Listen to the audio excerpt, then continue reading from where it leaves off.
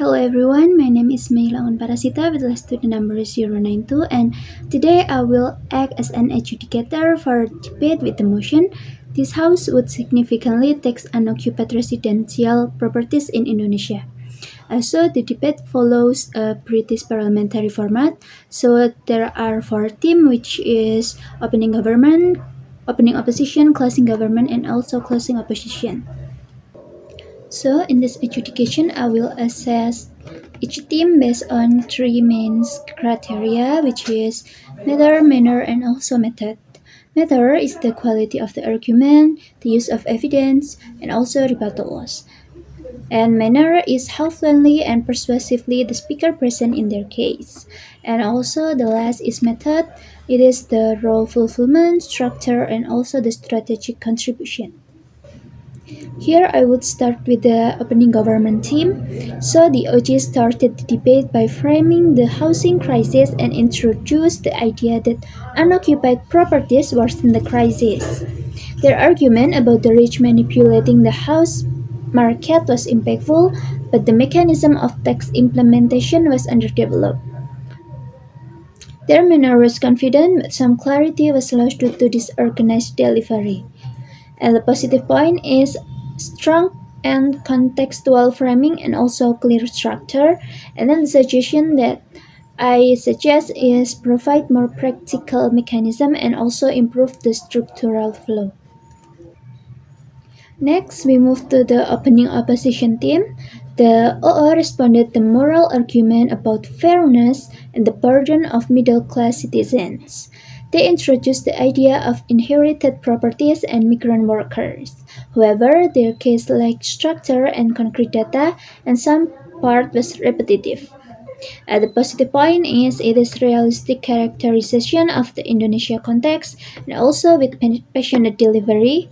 And suggestion is they can add more evidence or examples and also organize the ideas more clearly.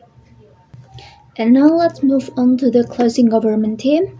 The SIGI have the most strategic contribution to the government bench. They expanded the debate by highlighting the misuse of land and explain how tax revenue can help solve infrastructure and housing issues. They clearly differentiated the rich from the vulnerable and proposed rental or resale as peaceful alternatives.